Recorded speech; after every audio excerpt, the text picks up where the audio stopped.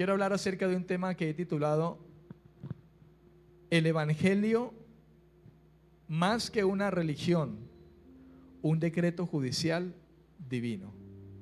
Si usted va a escribir, puede escribir de esa manera: el Evangelio, coma, más que una religión, coma, un decreto judicial divino. Amén. Quiero que usted preste mucha atención. Siempre, hermano, ahora que comparto el Evangelio, siempre trato de ser muy objetivo, muy objetivo. Y a veces tiendo a decirle a muchas personas, cuando me les acerco, les digo: en este momento hay muchas funerarias donde hay mucha gente, y hay muchas funerarias y muchos salones de funerarias que tienen un cuerpo en un cajón, y allí están haciendo oraciones diciendo: sácalo de pena y llévalo a descansar, sácalo de pena y llévalo a descansar.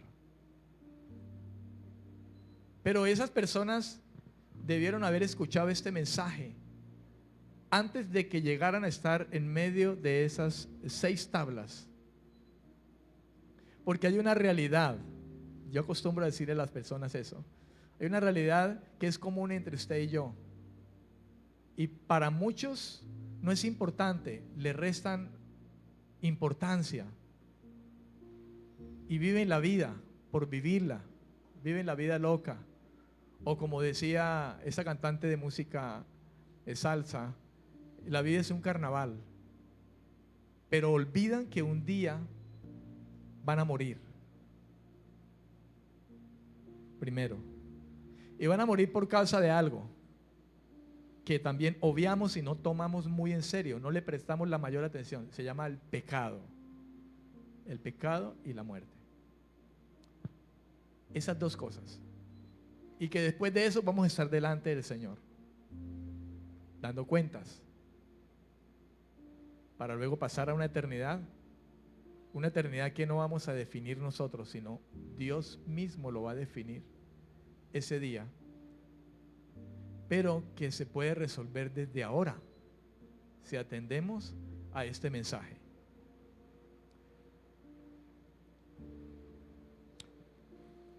El Evangelio, más que una religión, un decreto judicial divino. Eso es algo que usted y yo tenemos que tenerlo muy claro, hermano, para transmitirlo a quien no llega a saber realmente lo que esta palabra significa. Quiero que vaya conmigo y abra su Biblia en la carta del apóstol Pablo a los Colosenses, capítulo 2, versículo 14. Colosenses capítulo 2, versículo 14. Vamos a leer ese versículo en la Reina Valera 1960 o 1995, según la que usted tenga, que es la que comúnmente usamos. Pero voy a leer también ese versículo en 2 versiones: la Nueva Traducción Viviente y la Nueva Biblia de las Américas. Colosenses capítulo 2, versículo 14. Dice así: Él anuló el acta, escuche, Él anuló el acta de los decretos que había contra nosotros. Fíjese el lenguaje que está usando Pablo, el apóstol. Él anuló el acta de los decretos que había contra nosotros, que nos era contraria, y la quitó de en medio, clavándola en la cruz. Amén.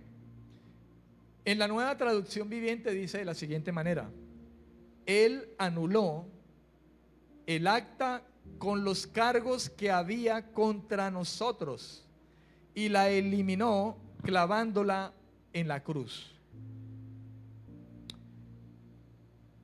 En la Nueva Biblia de las Américas dice de la siguiente manera: habiendo cancelado el documento de deuda que consistía en decretos contra nosotros y que nos era adverso, y lo ha quitado de en medio, clavándolo en la cruz. Amén. Amén, amén.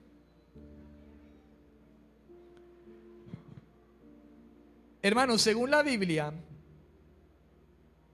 el propósito y la razón de ser La iglesia de Jesucristo en esta tierra no es el entretenimiento, no es el activismo social, ni la mera preservación de una estructura religiosa.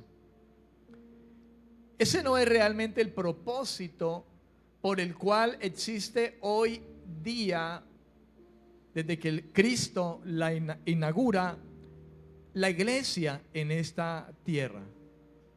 No es entretener, no es un activismo social cristiano, no es la perseverancia o la preservación de costumbres, de ceremonias o de una estructura meramente religiosa que debemos llevar a cabo mientras estamos aquí. No. El propósito de la iglesia, y entiéndase iglesia, usted y yo, la comunidad de los creyentes y cada uno de nosotros, el propósito de la iglesia es multidimensional. El propósito de la iglesia es objetivo. Y el propósito de la iglesia está centrado en Dios, operando en 3 direcciones fundamentales. Esas 3 direcciones es, en primera instancia, hacia arriba, donde está Dios, hacia arriba. Luego, hacia adentro, aquí, donde estamos los creyentes, donde nos reunimos, donde vivimos como comunidad. No necesariamente cuando estamos así como ahora, aquí en un salón, todos juntos, literalmente, sino en la misma unidad de la fe que vivimos, aunque no estemos juntos en determinado lugar, pero que nos une una unidad, valga la redundancia, en la fe. Y la otra dirección es hacia afuera, o sea, hacia el mundo. 3 direcciones, una hacia arriba, y es la primera y más primordial para nosotros, de la que parte todo, la razón de todo y el control de todo. Luego hacia adentro, nosotros, nuestra vida en medio de este mundo, nuestra comunión, los hermanos unos con otros. Y luego también la dirección hacia afuera, nuestra relación con el mundo, con la gente que está allá afuera en el mundo. Sin Dios. Amén. El error común de la sociedad contemporánea, hermano, es llegar a reducir el evangelio a una simple práctica religiosa. Y de hecho así lo ven muchas personas. Y cuando uno se acerca con la intención de hablarle, hay gente que inmediatamente te detiene. Me dice, no me hables de eso. O simplemente extienden su mano y siguen de largo y te dejan con la palabra en la boca o quizá con un folleto en la mano al cual te quieres acercar, con el cual te quieres acercar. Me ha pasado varias veces me ha pasado y me siento, ¿cómo se dice? Cuando uno no sabe qué hacer, impotente, triste, de ver la actitud de mucha gente que ni siquiera se detiene, ni siquiera un momento para escuchar qué se le va a decir. Y hay dolor, hay muchos sentimientos encontrados. No sé a usted si le pasa, pero a mí me sucede. Contrariamente, el gozo que hay en mi corazón cuando alguien me escucha, cuando alguien me dice gracias y lo recibe y se lo lleva, y sé que me escuchó, y digo, Dios, ahora esto es obra tuya, por favor sálvalo. Y que quizá no vaya más adelante y bote el folleto y no lo vuelva a leer. Y si lo hace, al menos las palabras que pudimos hablarle, el Señor las tome como una semilla y en su misericordia le dé salvación. Pero porque le hablamos la verdad, la bendición que hay en esto que se llama evangelio y que usted y yo conocemos y que tenemos la responsabilidad de hablarlo correctamente. y no engañar a la gente diciéndole, venga a Dios para que todo le salga bien. Dios te ama, busca a Dios. Y ya, no.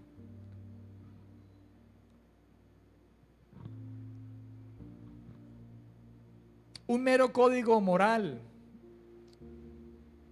se ha llegado a reducir el evangelio, un mero código moral, y no lo es como tal, en esencia. O una serie de rituales o ceremonias eclesiásticas, no lo es objetivamente. De hecho, de esta manera viven muchas personas, viven una simple práctica religiosa, de culto, de leer, de cantos, tratan de vivir una vida moral, o una vida en la que llevan a cabo toda una serie de rituales, ayunan, vigilan, oran, cantan, dan ofrendas, hacen buenas obras. Pero lejos de esto es el evangelio en objetividad, hermano. Sin embargo, frente a esto, el Nuevo Testamento no presenta el mensaje de Jesús como una simple sugerencia piadosa, sino como una realidad de orden legal, un decreto judicial celestial y una transformación relacional profunda. ¿Por qué puedo hablar esto, hermano, que le estoy hablando introductoriamente? ¿Por qué lo puedo hablar con seguridad, con confianza? Precisamente por las palabras que escribió el apóstol Pablo en ese versículo que acabamos de leer. Él anuló el acta de los decretos. Lo que conlleva, hermano, a más que el evangelio sea una simple práctica religiosa, ¿verdad? Es que el evangelio es en realidad, es la realidad de un orden legal, es un decreto judicial legal. Y esto va a conllevar a una transformación relacional profunda con el Dios que nos creó. El evangelio, hermano, es el anuncio oficial de un cambio de estatus absoluto ante el Creador, un cambio de estatus absoluto ante el Creador. El ser humano pasa de la condenación legal a la justificación jurídica. El ser humano, cuando recibe el evangelio, pasa de la orfandad espiritual a la adopción familiar. Comprender el evangelio desde estas dimensiones redefine por completo la fe, lo que significa fe, andar en fe, estar en fe. Despojando esa fe del misticismo superficial y fundamentando esa fe en las verdades eternas del tribunal y el corazón de Dios. Según la teología bíblica fundamental en las Escrituras, el evangelio no es una simple práctica religiosa. El evangelio es un decreto judicial y legal con profundas implicaciones relacionales. No podemos ver el evangelio como una religión más, porque, hermano, la religión a menudo suele definirse, o el hombre suele definir la religión como el esfuerzo humano, los méritos humanos o el esfuerzo humano que hace cada persona por alcanzar a Dios a través de rituales, a través de moralismos, a través de méritos personales, a través de cosas que yo hago. Por ejemplo, ir a pagar una, ¿cómo le llaman? Una penitencia, ir a llevar una ofrenda cada mes, ir a prender una vela, salir a caminar en esas caminatas donde se exhiben las figuras, hacer largas oraciones repetitivas, la misma oración repetida una vez y otra vez, hacer un acto de contrición donde me golpeo el pecho, hacer buenas obras, y lo llamamos ser gente religiosa, consagrada, gente buena, hacer buenas obras, porque desde el cielo Dios me ve haciendo esas cosas, y entonces yo me estoy ganando el favor de Dios por las cosas que yo hago. En contraste a esto, hermano, el evangelio bíblico se presenta como un veredicto legal emitido por Dios. Dios mismo lo emite. Un veredicto legal emitido por Dios en una corte celestial, donde el ser humano es declarado absuelto, no por sus obras, sino por el pago de una fianza de valor infinito. El pago de una fianza de valor infinito. El evangelio no es un aspecto meramente del Nuevo Testamento, sino que el evangelio, hermano, ha trascendido desde el principio de la creación, con una marcada naturaleza jurídica y un diseño legal eterno. ¿Y por qué un diseño legal eterno? ¿Sabe por qué? Porque inclusive comenzó antes de que el hombre pecara, desde la eternidad. Ya Dios tenía en planes a un cordero que habría de venir a derramar su sangre.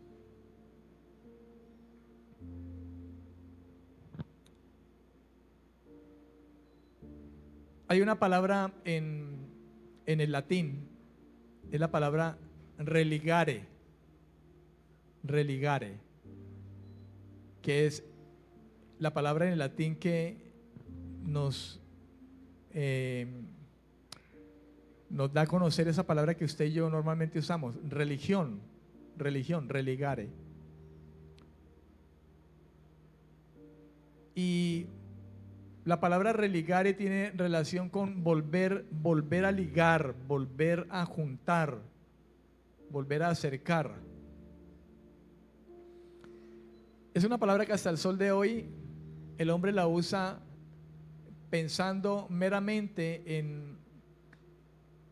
en toda una actividad de acciones que el hombre llega a hacer para acercarse a Dios y volverse a ligar con Dios, por decirlo de alguna manera. Creo que fue Santiago que dijo alguna vez que si alguno se cree religioso pero no se guarda del mundo, la religión del tal es vana. Y dice, porque la religión verdadera, sin mancha, sin mácula delante de Dios es esta: que ayudes a las viudas y a los huérfanos y que te guardes del mundo.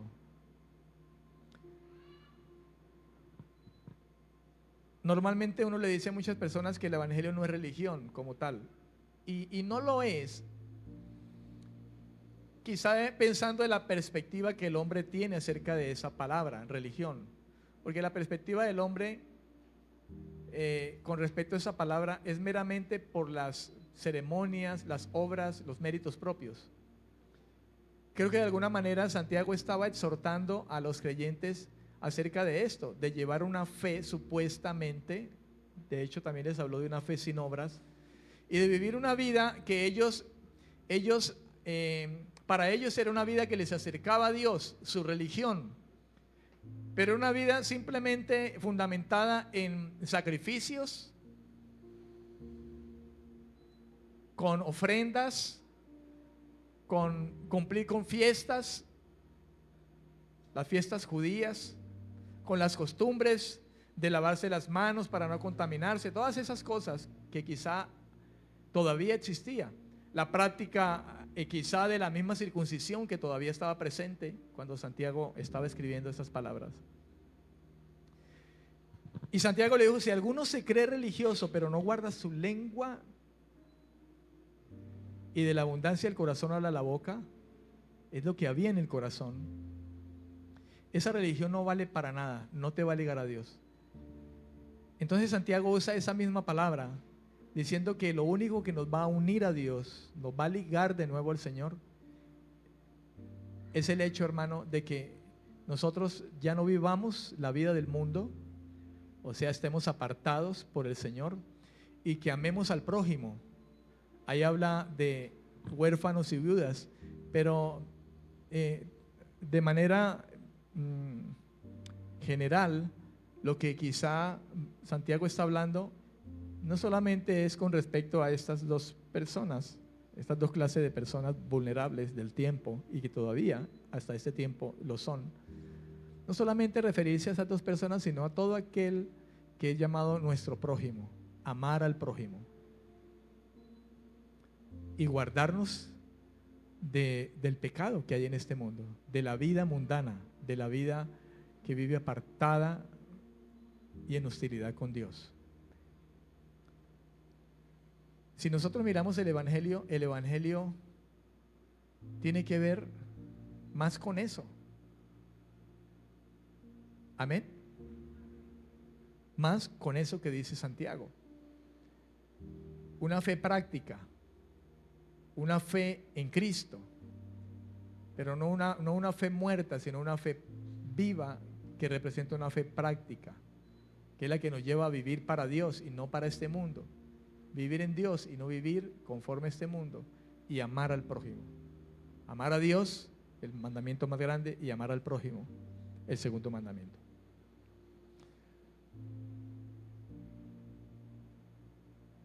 ¿Cuál es el trasfondo legal del Evangelio? ¿Por qué hablar del Evangelio en un trasfondo legal? Vamos a mirar y me voy a referir a 5 puntos.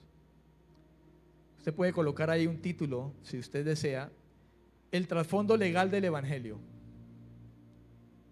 Pablo ya ha hablado de que el Señor anuló el decreto que estaba en contra de nosotros, que era contra nosotros, el acta de los decretos. Lo que nos lleva, hermano, a comprender que el Evangelio es de naturaleza judicial, legal. Pero ¿dónde mirar ese trasfondo legal del Evangelio? ¿Qué lo hace que el Evangelio sea en esencia eso? Y no simplemente un asunto religioso, como mucha gente está llegando al Evangelio religiosamente. Venga a Dios, venga a la iglesia para que Dios le ayude, venga y rece, venga ore, venga y cante, venga escuche la palabra, que Dios le ama y Dios le va a ayudar.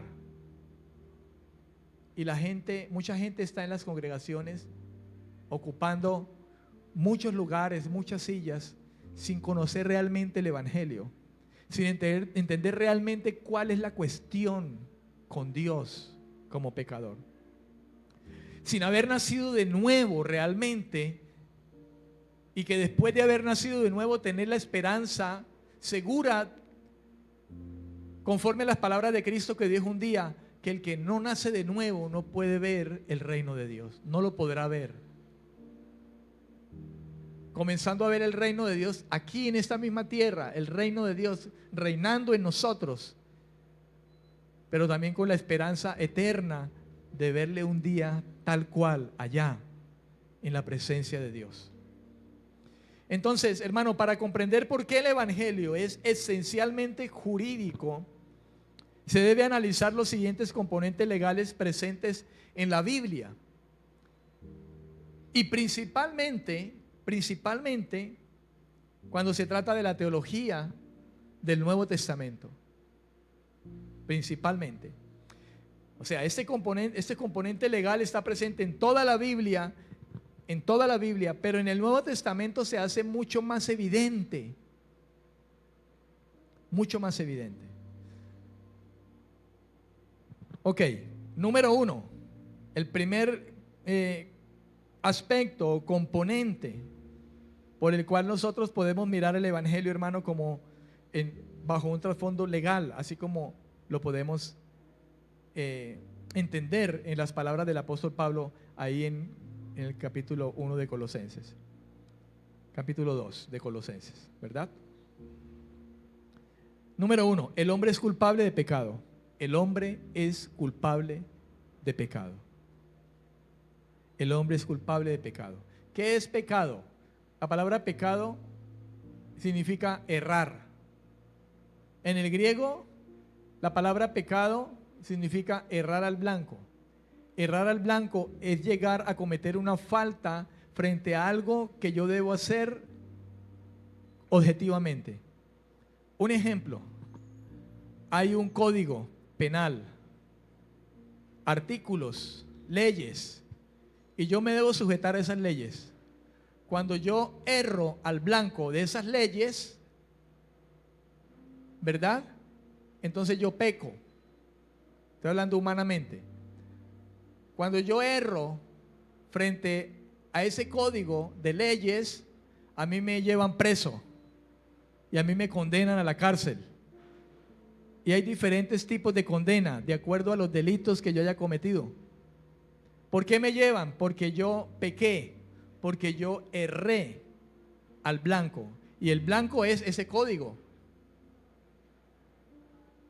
¿Comprende? Humanamente hablando. Y usted sabe que nada de lo que nosotros con respecto a la justicia hagamos, nada de eso está fuera de Dios. La Biblia dice que toda autoridad fue establecida por Dios.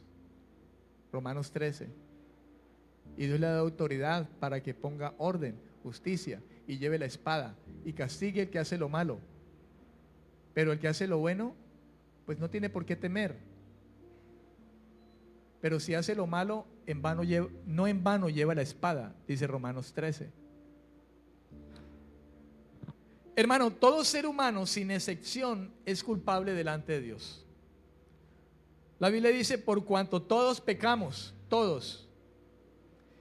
Y esto produjo una separación entre Dios y el hombre. Y nosotros podemos ver esto desde el principio.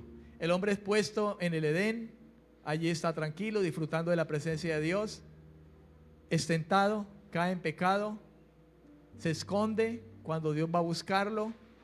Dios sabe lo que ha pasado y la Biblia dice que Dios lo saca, lo separa. Se rompió, se produjo una separación entre Dios y el hombre, su comunión. Dios saca al hombre del lugar donde estaba. Amén. En Romanos capítulo 3, versículo 23, dice la Biblia, por cuanto todos pecaron y están destituidos de la gloria de Dios. Ese es uno de los versículos claves, hermano, que nos da a conocer a nosotros la condición del ser humano. Esa condición de ser culpables de pecado, de errar. En Eclesiastés capítulo 7, versículo 20, en el Antiguo Testamento dice, ciertamente no hay en la tierra hombre tan justo que haga el bien y nunca peque. Ahora bien, hermano, en Colosenses capítulo 2, versículo 14, el apóstol pronunció una frase que es clave para entender el evangelio desde la perspectiva legal que realmente es y no una simple religión. Y es la frase que él utilizó ahí en el versículo 14 de Colosenses 2, donde él dice, el acta de los decretos que había contra nosotros. Y con esto el apóstol Pablo trae la imagen, hermano, de un documento que contiene la culpa del hombre. Los antecedentes, ¿te ha visto? Usted, la cédula, miran, usted tiene aquí antecedentes. Hay un documento con antecedentes que contienen la culpa. Pablo parece querer decir que Israel se había comprometido bajo el antiguo pacto a cumplir la ley de Dios y que entonces era culpable por no haberlo hecho. Le digo Israel porque inicialmente, hermano, el pacto de Dios fue con un pueblo llamado Israel. Pero ¿quién era Israel? Hombres. Hombres. Israelita, no israelita, somos hombres los que hemos pecado. Leamos Éxodo capítulo 24, versículo 3. Éxodo capítulo 24, versículo 3. Y escuche lo que dice, hermano. El Espíritu Santo, que fue el que inspiró en este caso a Moisés. Se habla de Moisés como el autor de estos primeros 5 libros. Moisés fue y le contó al pueblo todas las palabras de Jehová y todas las leyes. Y todo el pueblo respondió a una voz: cumpliremos todas las palabras que Jehová ha dicho. Ahora, ¿el pueblo la cumplió? ¿Cumplió el pueblo las palabras que el Señor había dicho? No. De modo que para ellos este documento se convirtió en un acta de decretos que comenzó a estar en contra de ellos y de todos nosotros como seres humanos que pecamos, por cuanto todos pecamos y fuimos destituidos de la gloria del Señor. Punto número 2. Estamos hablando, hermano, del Evangelio y estamos mirando acerca del trasfondo legal de lo que realmente es el Evangelio. Número 2. El dilema de la justicia. El dilema de la justicia. Cuando hablamos del dilema de la justicia en relación con Dios, lógicamente, se refiere, hermano, o nos referimos principalmente a la paradoja que existe de conciliar la justicia perfecta de Dios, porque Dios es justo perfectamente, pero conciliar eso también con la misericordia infinita que tiene Dios. Dios es infinitamente misericordioso, pero Dios es infinitamente justo y perfecto. Todo en Él es perfecto, su justicia es perfecta. Él no pasa por encima de su justicia. Pero Dios también es misericordioso y la misericordia de Él tampoco la pasa por alto. Él es perfecto. Su amor es perfecto, su justicia es perfecta, su misericordia es perfecta, su amor es eterno, su misericordia es eterna, su justicia es eterna. Todo en Él es eterno y es perfecto. Entonces, hay un dilema en esto. ¿Cómo lidiar con dos aspectos de la naturaleza de Dios y la tensión entre su bondad y la realidad del mal que existe? Las Escrituras revelan, hermano, un Dios misericordioso y amoroso. Amén, amén. Pero las Escrituras también revelan a un Dios como juez completamente justo, que no puede dejar al culpable sin castigo. Fíjese usted, hermano, el dilema. Fíjese usted, hermano, la tensión entre estas dos cosas. Y miremos cómo dice la Escritura en el capítulo 34 de Éxodo. Leámoslo. Vamos a leer el Antiguo Testamento. Les decía que a través de toda la Biblia nosotros podemos ver, hermano, ese trasfondo legal del Evangelio, mayormente en el Nuevo Testamento, pero también en el Antiguo Testamento, en toda la Biblia. Miremos qué dice Éxodo 34 del 6 al 7. Mire lo que dice la Escritura. Jehová pasó por delante de él y exclamó: Jehová, Jehová, Dios fuerte, misericordioso y piadoso, tardo para la ira y grande en misericordia y verdad, que guarda misericordia a millares, que perdona la iniquidad, la rebelión y el pecado. ¿Cuántos dicen amén? Amén, dice todo el mundo. Gloria a Dios, Dios es misericordioso, Él perdona el pecado, pero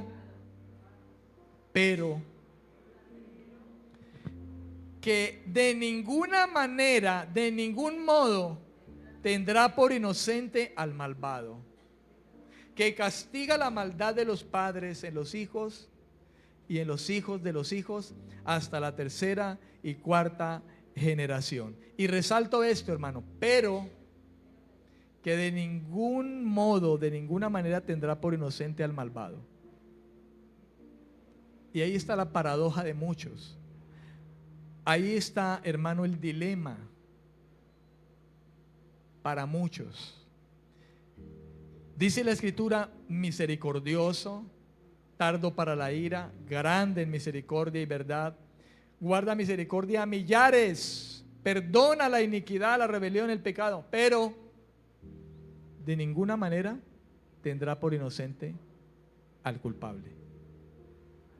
De esta manera se presenta el Señor como un juez. Hermano, un buen juez, ¿qué hace?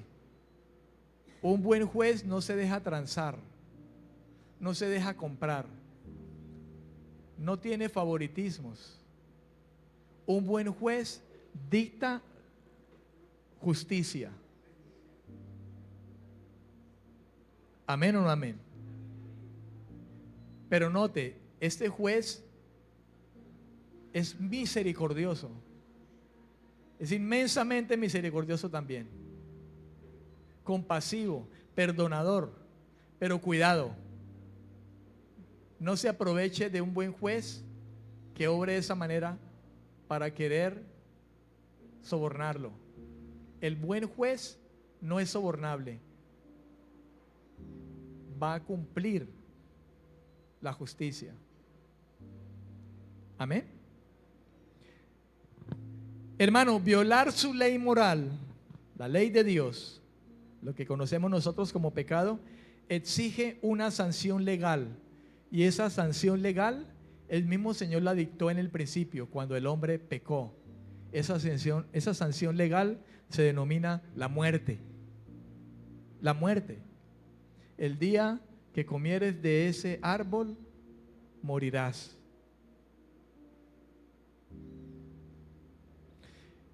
En primera de Juan capítulo 3 versículo 4 dice la Escritura, todo aquel que comete pecado infringe también la ley, pues el pecado es infracción de la ley. Ahora bien, ¿por qué todos nos llamamos pecadores? Y la gente, muchas veces uno escucha a la gente diciendo eso, ese es un pecador más, es que todos somos pecadores. Hay gente que no es creyente, no anda en Cristo, no está en la fe, inclusive alejan el evangelio, no les gustan que le hablen del evangelio, pero ellos dicen, algún pecado tendrá, todos somos pecadores. Es tremendo, hermano. Por la misma boca del ser humano escuchamos esas frases, es que todos somos pecadores. ¿Acaso quién se cree cuando quizá juzgamos a otras personas?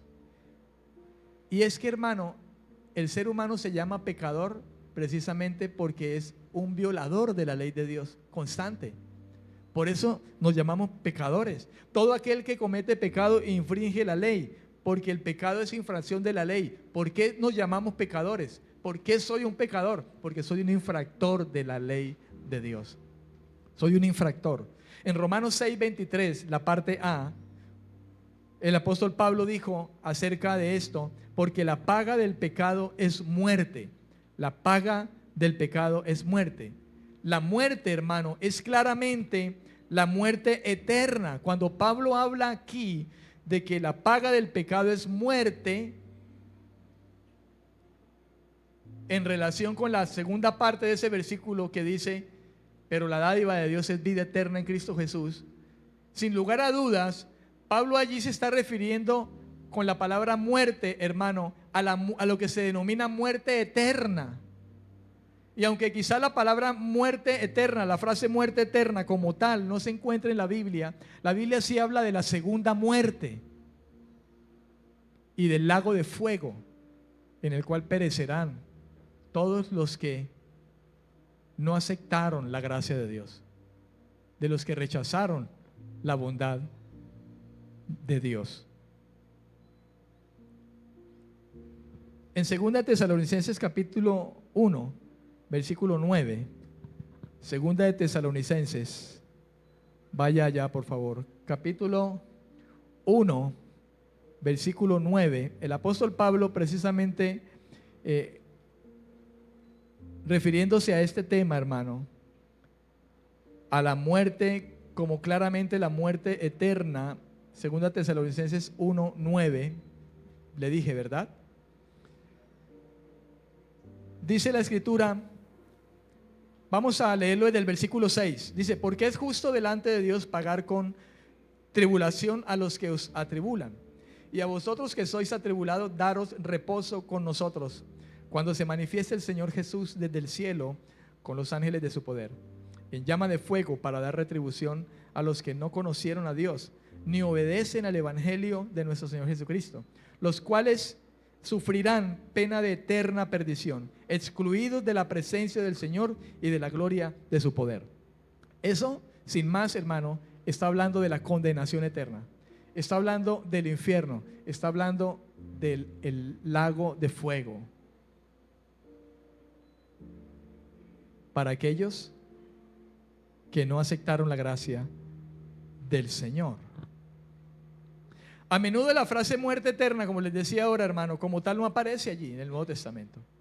Pero algo sí es claro, la Biblia sí habla de una muerte segunda. De modo que pudiéramos hablar, hermano, que las dos cosas, la muerte primera, que es la muerte física, y la muerte segunda, son el resultado de infringir la ley de Dios, de violar la ley de Dios. Número 3, la sustitución penal. Estamos hablando del evangelio y cómo el evangelio se constituye no en algo religioso, hermano, sino en un asunto legal, ¿verdad?, que tenemos con respecto al Señor. Una buena noticia, el evangelio, pero es necesario mediante el evangelio hablar del asunto legal que tenemos, como también la buena noticia es un asunto legal que también nos da a favor el Señor a nosotros. Número 3, la Biblia habla de una sustitución penal. Una sustitución penal. Jesucristo intervino como un sustituto legal. En la cruz Él asumió la culpabilidad, asumió el cargo criminal y la condena penal que le corresponde a la humanidad pecadora. Y todo eso lo vemos desde el principio, cuando inclusive el ser humano peca y ellos se ven desnudos y ellos se cubren con hojas, ellos mismos se cubren el pecado, ellos mismos se cubren la culpa, la vergüenza, ellos mismos tratan de culpársela, de guardarse esa culpa. Pero usted ve a Dios después, mediante un sacrificio, mediante un derramamiento de sangre, los viste. Eso es evangelio, hermano. Eso es gracia. El hombre se quiso cubrir él mismo, así como el ser humano hoy quiere justificarse a sí mismo. No, yo hago buenas obras, yo soy bueno. Cuando no reciben el evangelio, cuando no aceptan esa violación legal. No, yo soy bueno, yo hago buenas obras, yo no le hago mal a nadie, yo voy a misa, yo hago el rosario, etcétera, etcétera. Pero Dios ha traído un nuevo vestido. La Biblia dice, revestidos de Cristo, vestidos con la justicia de Él.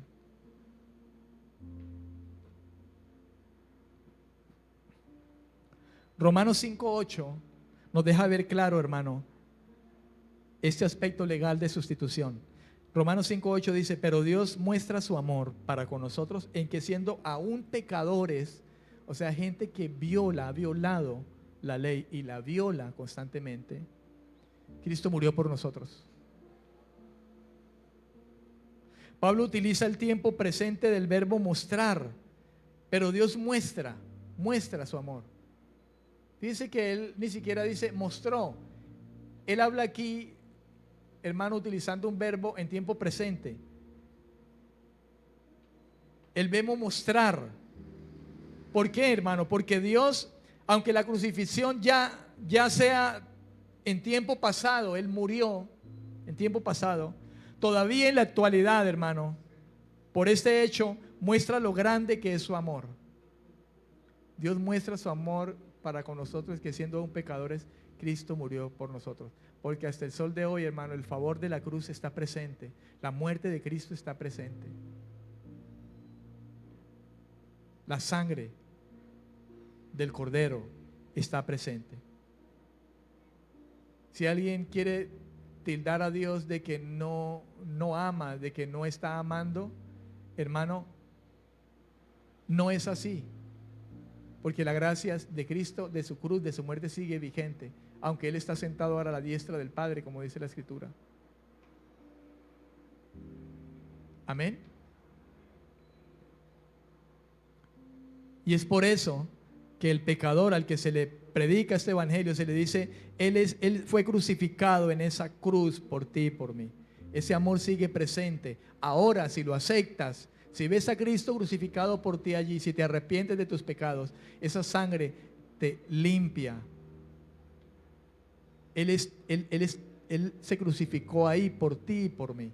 Y eso sigue presente. Y por eso, hermano, aún la gracia abraza al pecador y lo salva mediante el evangelio.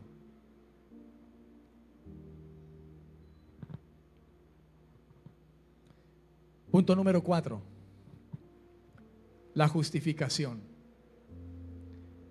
La justificación. Ese es el término cumbre del evangelio, hermano. La palabra justificación es el término cumbre del evangelio que usted y yo predicamos. El evangelio que presenta las escrituras, la Biblia.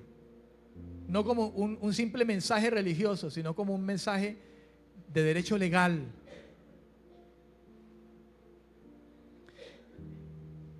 La palabra justificación es un tecnicismo, una palabra técnica puramente judicial. De hecho, se utiliza hoy en día, hermano, dentro de los ámbitos judiciales, humanos. El término justificación viene del griego dikaio,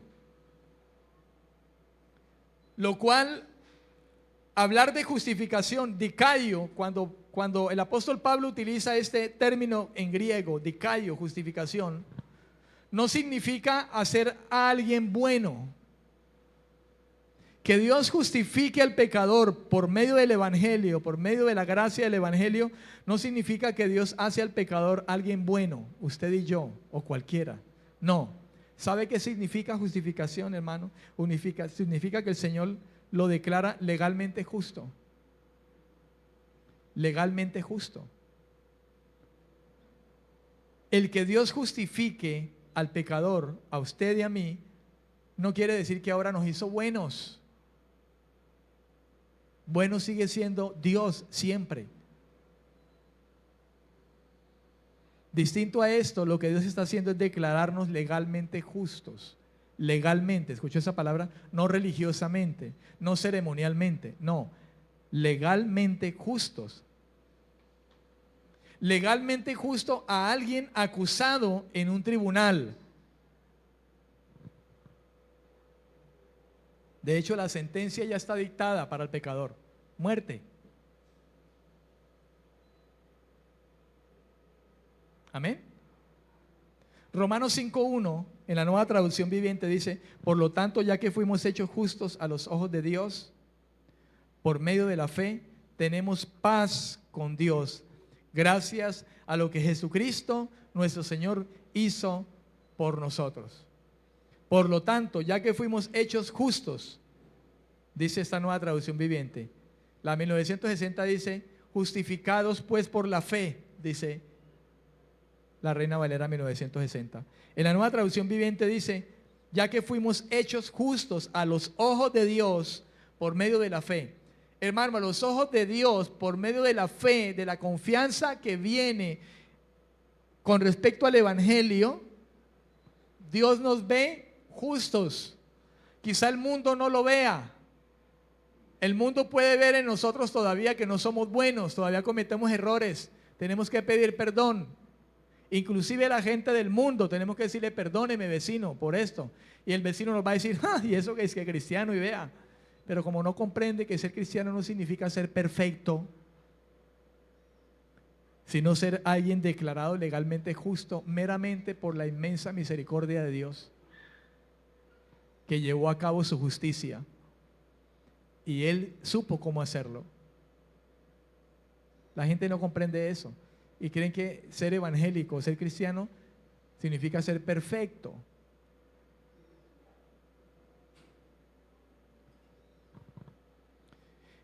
Hermano, el único camino posible hacia la justificación es el de la fe en Jesucristo.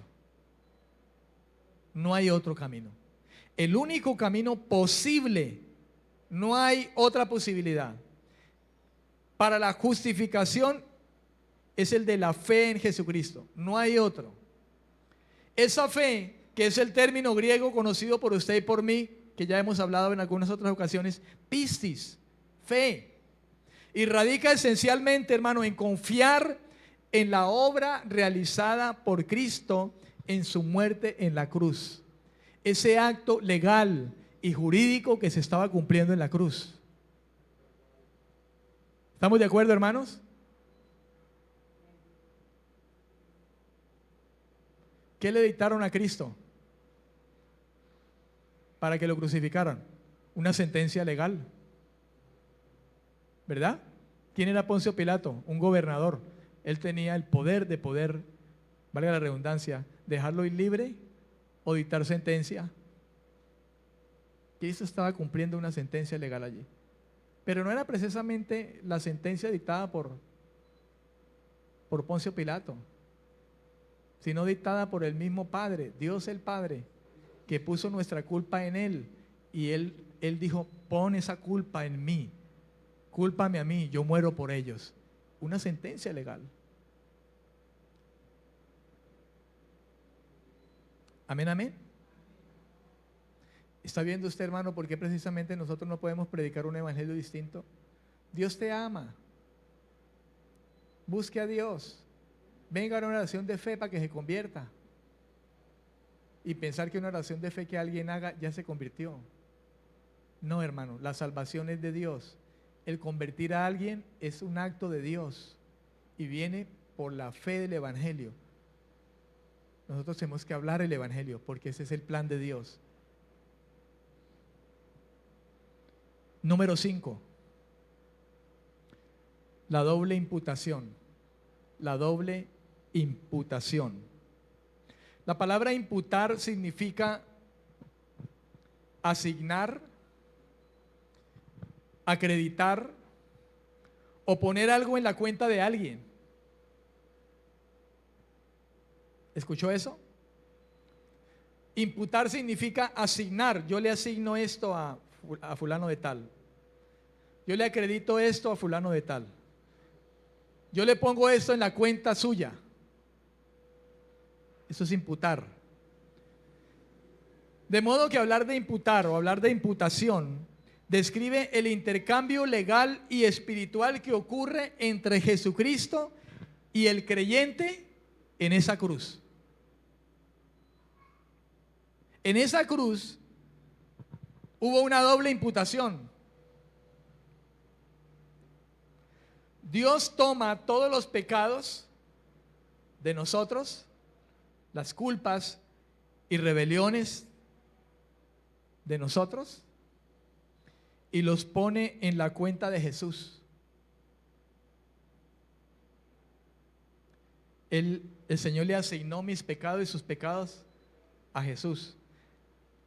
Le acreditó eso a Jesús, lo puso en la cuenta de Jesús. La cuenta de Jesús estaba vacía, cero pecado.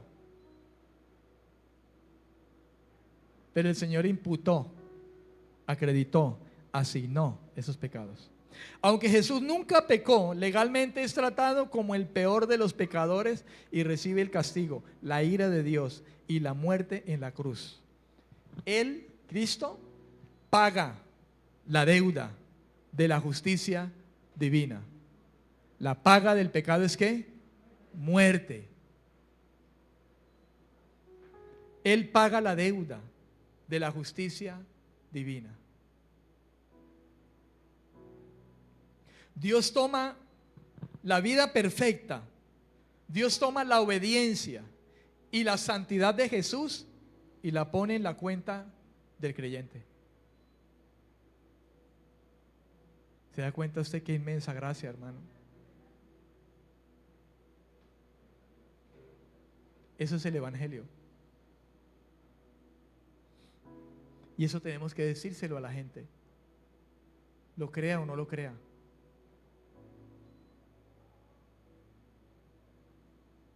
Aunque el creyente sigue siendo un pecador, imperfecto, legalmente es declarado justo ante Dios. Dios lo mira y lo trata con el mismo amor y aprobación con los que mira a su propio Hijo. Así nos mira Dios a nosotros.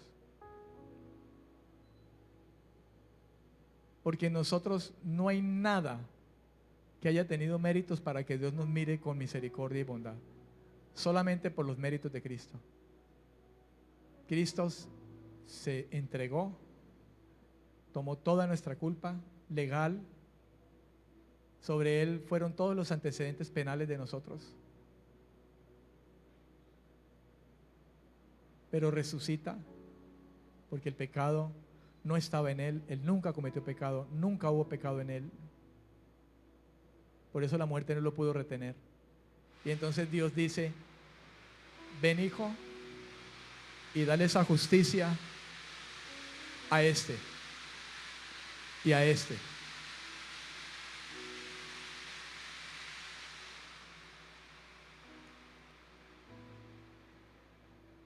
Lo puso a nuestra cuenta. Cuando llegamos a oír el Evangelio, comprenderlo, escuchar lo que Cristo hizo en la cruz,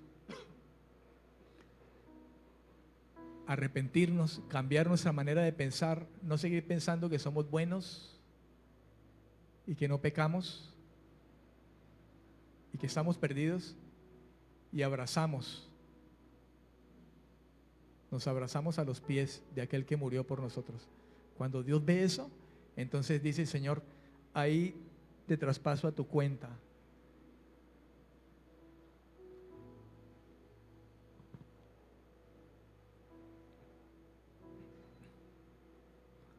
Amén. En 2 Corintios capítulo 5, versículo 21, Pablo lo dice de esta manera. 2 Corintios 5, 21. Dice: al que no conoció pecado, por nosotros lo hizo pecado. Eso significa imputación del pecado. ¿Ve? Al que no conoció pecado, dice Pablo, por nosotros lo hizo pecado. Eso es imputación de pecado. Y continúa diciendo: para que nosotros, dice Pablo, fíjese que él dice nosotros, él se incluye, un pecador, Pablo, igual que nosotros, redimido, para que nosotros fuésemos hechos justicia de Dios en él, o sea, justificados por Dios en Cristo. Esto es imputación de la justicia. Por eso les hablaba de este punto, la doble imputación, porque Dios imputó nuestros pecados en él y él murió y pagó la deuda. Él pudo cargar con todos sus pecados y pagar y morir, porque él mismo se levantaría de los muertos, porque él no tuvo pecado y la muerte no tenía. Él era el único que podía morir por los pecados. Ninguno más podíamos. Pero luego él, después de que le imputamos esos pecados, el Padre lo hace, entonces luego viene y nos imputa a nosotros la justicia. O sea, nos asigna la justicia de Cristo. Nos acredita con la justicia de Cristo. Pone en nuestra cuenta la justicia de Cristo. Y por eso es que somos justificados.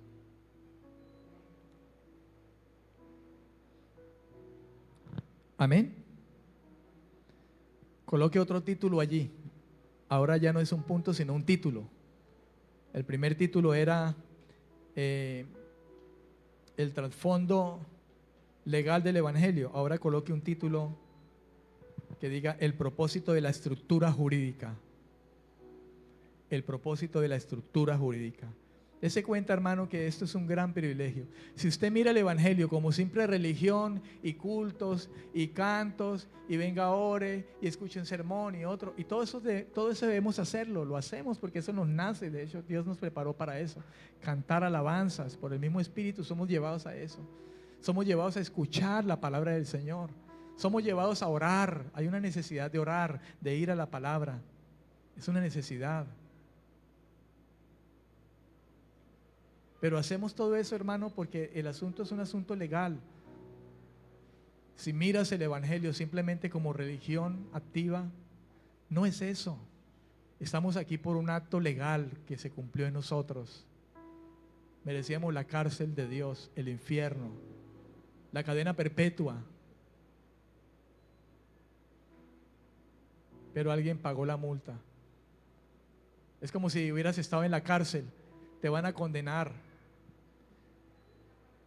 Y ahora estás aquí después de haber pasado ese evento. Y estás aquí porque alguien llegó y le dijo al juez: juez, yo pago la multa por este hombre, ¿cuánto es? Y de hecho una multa impagable. Pero llegó un hombre muy adinerado y la pagó. Legalmente un juez te dejó venir libre. Y legalmente eso puede suceder. El juez desestima tu caso porque alguien pagó. Eres culpable, pero te vas libre porque alguien ya pagó la multa por ti. Eso hizo Jesús. Y ahora estás aquí, contento, viviendo una vida en libertad, porque alguien pagó la multa por ti. Eso fue lo que hizo Cristo, hermano. No podemos ver el evangelio como mera religión, costumbre religiosa. Porque somos salvos, porque entendemos esto, es que nos reunimos, nos congregamos, escuchamos su palabra y la obedecemos, cantamos porque alegremente cantamos con salmos, con himnos espirituales, con cánticos, oramos.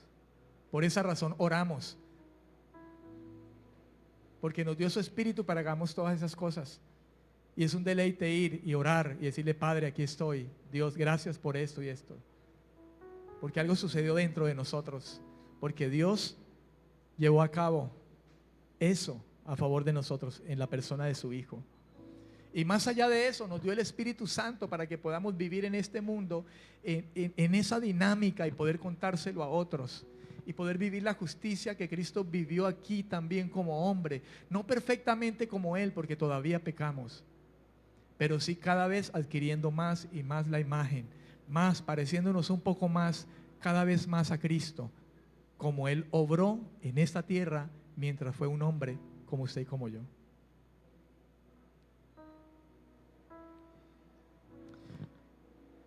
Esta estructura legal, hermano, no convierte a la fe o al evangelio en algo frío o mecánico,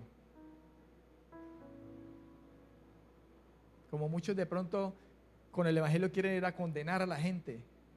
No, no es algo frío, no es tampoco algo mecánico, hermano. Al contrario, el cumplimiento estricto de la ley de Dios hecha por Cristo sirve para garantizar una relación de nosotros y de todo aquel que lo acepte y lo reciba, una relación indestructible, manifestada en dos cosas importantes, dos aspectos importantes.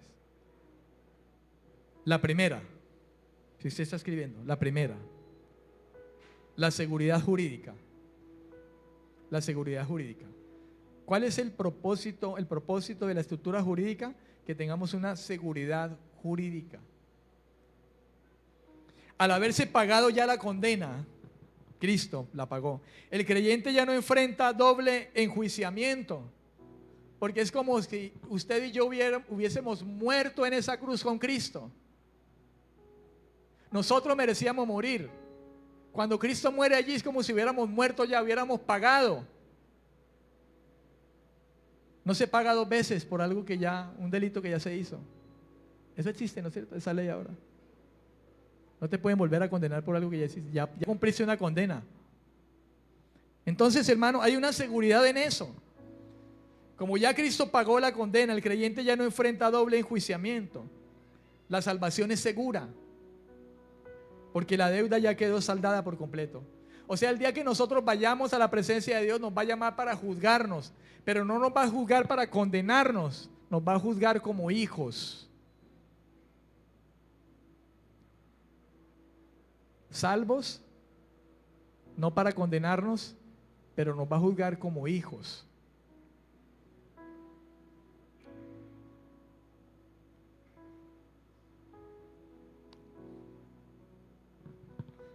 La salvación es segura porque la deuda ya quedó saldada por completo. Ya Cristo pagó. Es suficiente. No son obras, no son méritos. Puedes hacer todo lo que hagas para el Señor. Predicar cuantas veces prediques el Evangelio. Predicar aquí.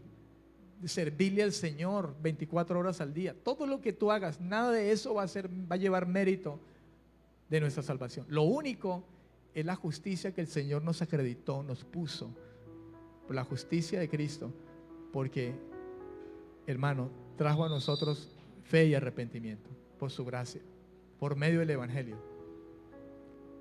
Romanos 8:1 dice: ahora pues ninguna condenación hay para los que están en Cristo Jesús, los que no andan conforme a la carne, sino conforme al Espíritu. ¿Y por qué es que no andamos conforme a la carne? Aunque estamos en esta carne y podemos fallar en la carne, pero no andamos. Eso indica práctica continua. No andamos en práctica continua. El andar allí significa que no somos practicantes del pecado, porque no andamos en el pecado o en la práctica del pecado, sino que andamos en el Espíritu, en la práctica que el Espíritu nos lleva a vivir. En el griego original, hermano, la palabra utilizada para condenación, ahí en Romanos 8:1, ninguna condenación hay para los que están en Cristo Jesús. Esa palabra condenación es la palabra catacrima. Es un término legal y judicial. La palabra condenación que Pablo utiliza ahí, lo usa bajo un término jurídico, judicial, legal. Es el término que Pablo usa ahí. Significa un veredicto emitido por un juez que declara a alguien culpable y dicta una sentencia de castigo.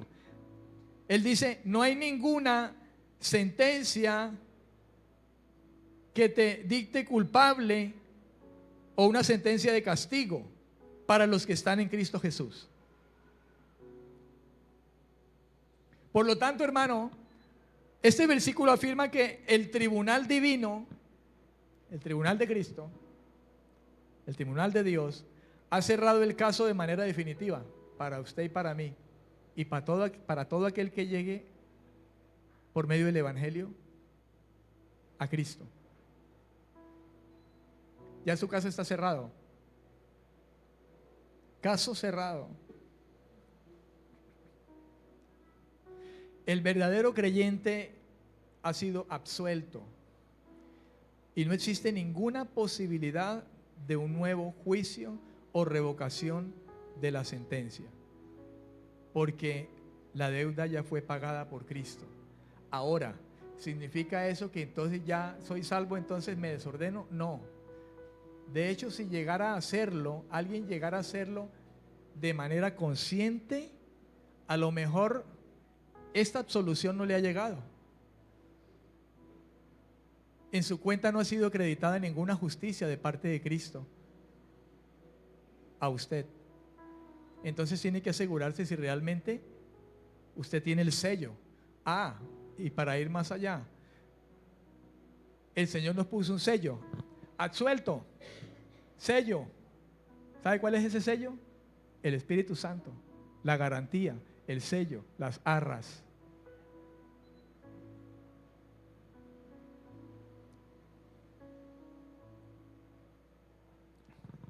Así aparece, ¿no? En lo legal. Aquí no tiene la firma del juez. No, ya estoy absuelto. A ver, aquí en el sistema, ¿no? Aquí no está ni la firma del juez, ni dice que ya usted. El Señor nos puso su firma. El Espíritu Santo nos selló como pertenencia de Él. Ese es el Evangelio.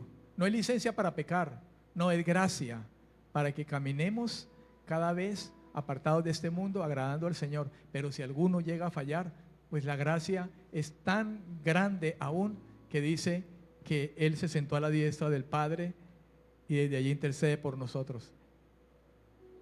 Y si alguien ha pecado, ahí hay un abogado, otro término legal, que intercede por nosotros. Y si cogemos de portarnos mal, pues entonces el Señor nos va a disciplinar. Disciplina.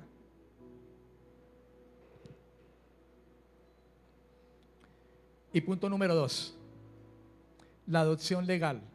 La adopción legal. Entonces fíjese, hermano, ¿cuál es el propósito de esa estructura jurídica? La primera es una seguridad jurídica de salvación. Seguridad. La segunda, la adopción legal. La justificación en la corte da paso inmediato a la adopción en la familia de Dios. El juez se convierte en padre a través de un proceso legal de filiación. El juez se convierte en padre a través de un proceso legal de filiación. Legal. San Juan capítulo 1 versículo 12. ¿Qué dice San Juan 1:12? Dice, mas a todos los que le recibieron, a quienes creen en su nombre, les dio potestad. Algunas otras versiones dicen derecho legal de ser hechos hijos de Dios. Y sigue el aspecto legal del evangelio. Les dio derecho legal, les dio potestad, derecho propio, y es legal de ser llamados hechos hijos de Dios. Esa palabra potestad es la palabra que en el griego es exousia, con X, exousia, que significa derecho a, significa libertad para actuar, autoridad también para hacer algo, o una libertad no estorbada por otros. Una libertad no estorbada por otros. ¿Se da cuenta de eso? ¿Qué libertad tengo hoy? Tengo una libertad en Cristo, libre del pecado. Soy su hijo. Esa libertad no estorbada por otros. Nadie va a estorbar el hecho de que yo soy un hijo de Dios. Nadie te va a quitar ese derecho. No hay estorbo de otros en cuanto a este exousia, potestad, derecho legal de ser hecho hijo de Dios. En ese sentido, Juan habla del derecho legal que el creyente tiene de ser llamado un hijo de Dios.